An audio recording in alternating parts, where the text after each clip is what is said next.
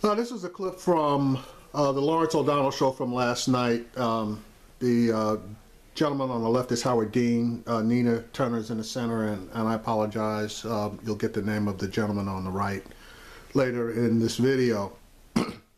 Howard Dean is an unapologetic Clinton supporter. He is a Clinton supporter so deeply that when the entire world, including Clinton herself, recognizes something and states something, he still tries to rail against it and say that it's wrong. So in this particular clip, he's going to do his Clinton defense, where obviously Nina Turner is a Bernie Sanders supporter, and she's going to do a defense of Bernie, and then the gentleman on the left is basically going to, I believe, give an even-keeled comment regarding both. Howard Dean, who is a supporter of Hillary Clinton, also with us now. Nina Turner, former Ohio State Senator and a Bernie Sanders supporter. John Ralston joining us from Nevada. He's the host of Ralston Live on PBS in Nevada, a columnist for RGJ.com and a contributing editor to Politico magazine.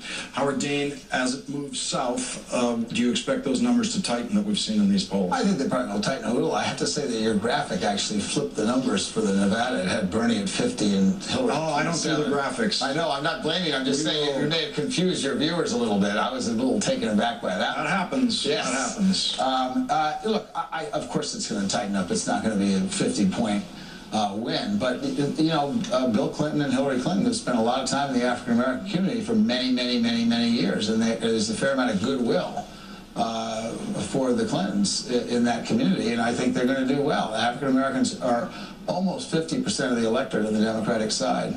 Let's listen to what Bernie Sanders said today after his meeting with Al Sharpton. We are going to do well when voter turnout is high. And that's what happened in New Hampshire, and actually happened in Iowa as well. And I think we have the issues, we have the agenda, we have the ground troops to rally the people. It comes down to what we believe and what we are fighting for economically, and what we're fighting for in terms of social justice and criminal justice. Nina Turner, are you going to South Carolina to help out? I am, Lawrence. I was just there a couple of weeks ago, and I will be there this weekend. And I think, you know, everything that Senator Sanders just said in terms of how his message will resonate with the African-American community and the Hispanic community. The governor is right in that the Clintons do have a large cachet in the African-American community. Senator Sanders certainly cannot control the demographics of the people that he serves. He has served honorably and nobly as a mayor and then a member of the House of Representatives and now a senator. And he is running to become the next president of the United States of America. So certainly communities of color have to get to know him. But the more they get to know him and to hear his agenda, the more they are drawn to him. Lawrence, I will tell you that I talked to one of my colleagues today who asked me, what do I tell my two daughters who do not want to vote in the general if Senator Sanders is not the nominee? And quite frankly, I did tell her she has to tell them they have to vote no matter what. But her two daughters are supporting Senator Bernie Sanders. So if that is any indication about the passion and the fire that the senator is driving across this country, especially among millennials, and not just white millennials, African-American millennials, and Hispanic millennials too. You know, and the voters I spoke to in New Hampshire over the weekend, Bernie voters and Hillary voters, every one of them said if the other one is the nominee, they would have no problem voting for the other one as the nominee. John Ralston, how does it look in Nevada? Well, Hillary Clinton's campaign here has been very impressive, Lawrence. She got here last spring. She hired all the right people who have been active in the Clinton and Obama campaigns here in 2008. Sanders didn't even show up until October, had a campaign shakeup right away. He doesn't have nearly the infrastructure, the endorsements, the organization, but he has recently started to pick up steam. They've opened up a lot more offices, and now they're doing obvious outreach to the minority communities here because he realizes how important that is in a state like Nevada, which is much more diverse than Iowa or New Hampshire. In a piece in The Nation, Michelle Alexander cited this passage in Bill Clinton's 1994 State of the Union address as something that she's hoping African-American voters keep in mind and why she's hoping they look to Bernie Sanders. Let's listen to this. And those who commit crimes should be punished. And those who commit repeated violent crimes should be told.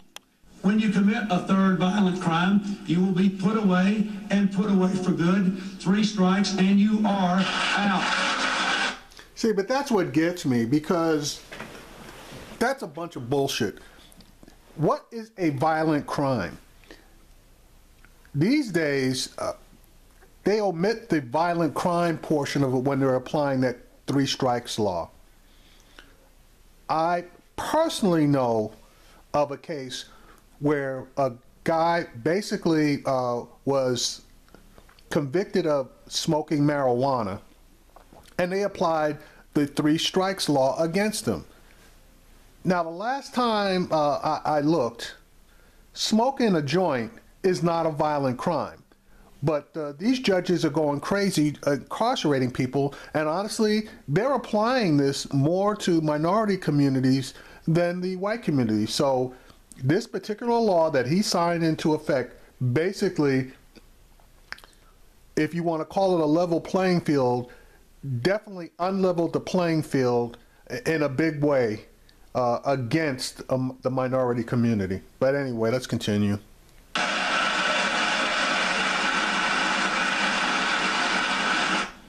Nina Turner, put away for good, and you see 2 Democrats rise in a standing ovation behind President Clinton at the time, Speaker of the House Tom Foley, Vice President Al Gore, and most of the Democrats out there in the audience.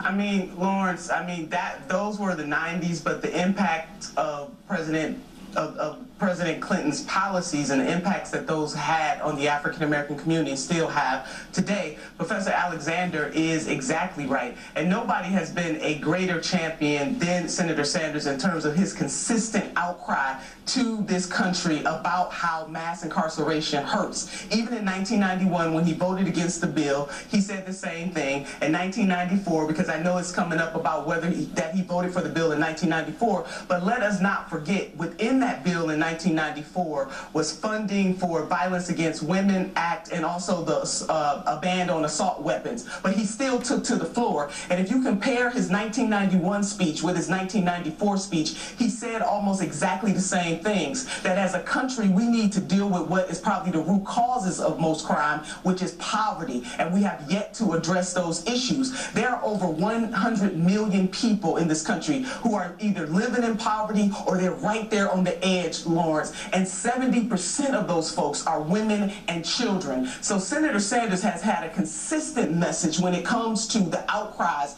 of the poor in this community and the middle class, and how this government, this country needs to do better by its people. Howard Dean, you remember that era. Democrats were running scared on the issue of crime. They went from maybe more than half of them, say, in the Senate being opposed to the death penalty, to all of them being in favor of it, except Ted Kennedy in the Senate. It was a big move in that direction. Yeah, I think it was, and I think, you know, frankly, Bill Clinton saved the Democratic Party, and he had a lot of latitude. That was the days of the DLC, which, of course, has long since disappeared, for the better.